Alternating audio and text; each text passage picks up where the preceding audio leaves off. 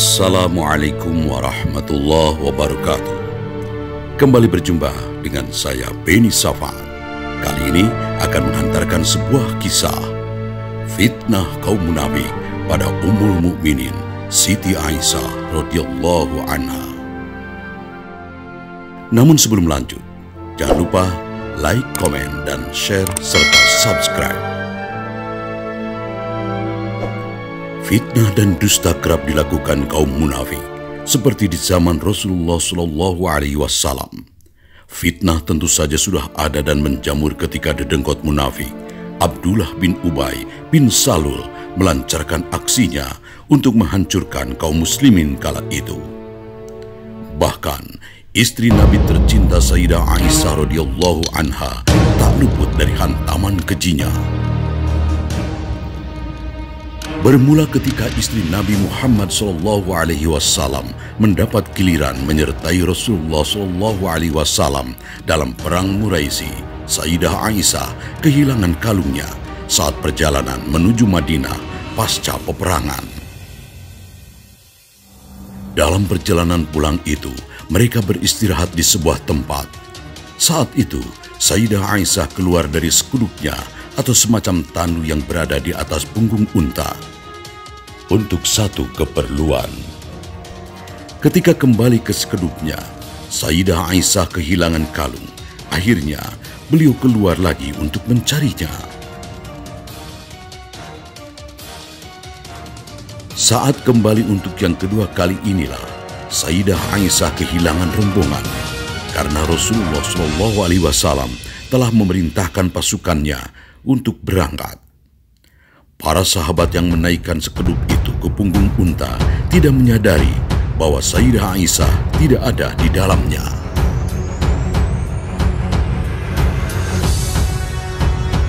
Sayyidah Aisyah pun gelisah karena ditinggal rombongan.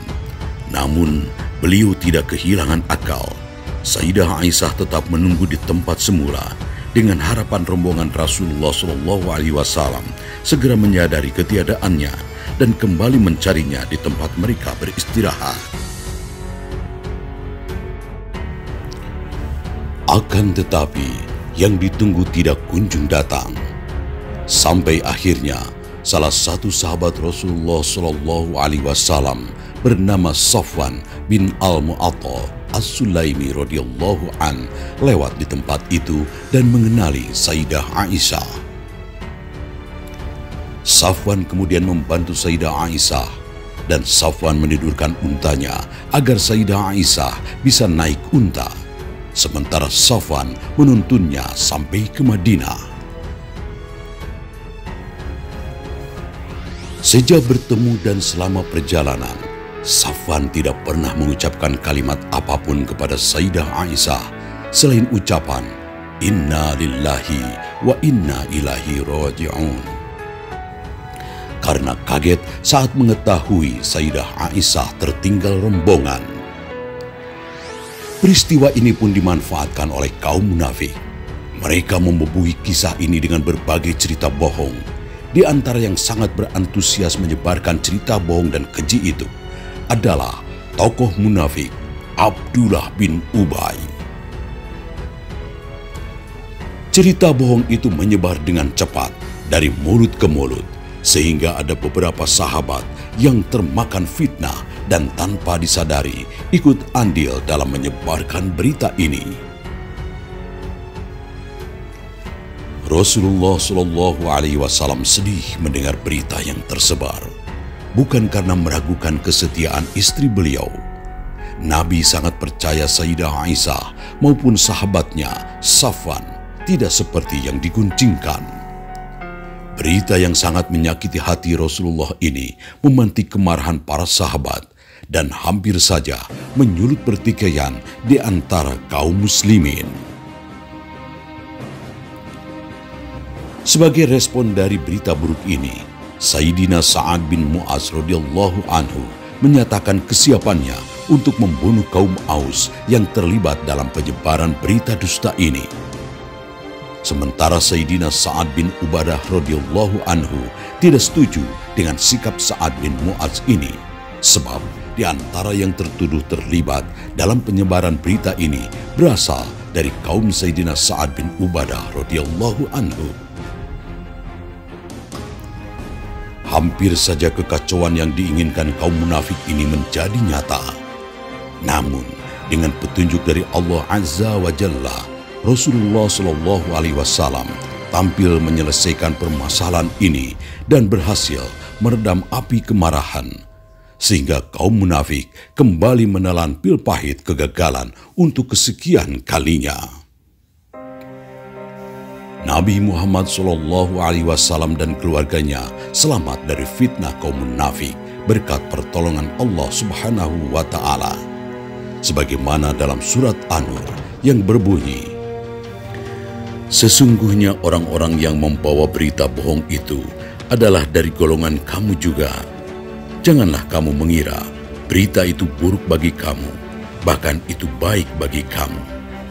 Setiap orang dari mereka akan mendapat balasan dari dosa yang diperbuatnya. Dan barang siapa di antara mereka yang mengambil bagian terbesar dari dosa yang diperbuatnya, dia mendapat azab yang besar pula. Mengapa orang-orang mukmin dan mukminat tidak berbaik sangka terhadap diri mereka sendiri ketika kamu mendengar berita bohong itu dan berkata, ini adalah suatu berita bohong yang nyata? Mengapa mereka yang menuduh itu tidak datang membawa 4 saksi? Oleh karena mereka tidak membawa saksi-saksi, maka mereka itu dalam pandangan Allah adalah orang-orang yang berdusta.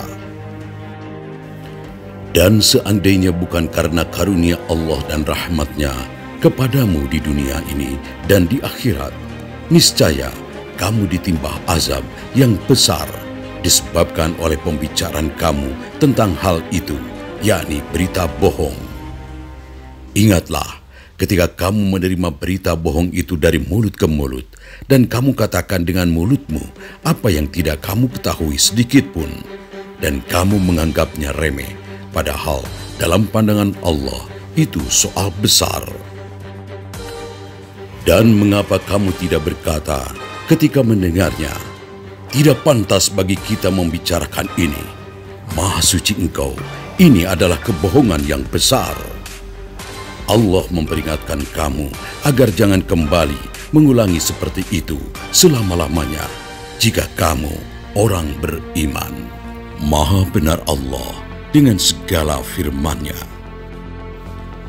Dan kesaksian Aisyah tentang semua ini, Rasulullah SAW bersabda, demi Allah, Safwan tidak mengeluarkan sepatah kata pun kepadaku, dan tidak kudengar apa-apa darinya selain ajakan untuk pulang ke Madinah.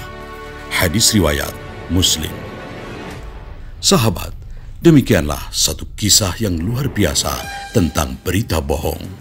Mudah-mudahan ini menjadi inspirasi untuk kita semuanya, dan kita senantiasa dilindungi oleh Allah Subhanahu wa Ta'ala. Terima kasih Anda telah mengikuti kisah ini. Jangan lupa dukung kami, like, komen, share, dan subscribe. Wabillahi taufiq wal hidayah. Wassalamualaikum warahmatullahi wabarakatuh.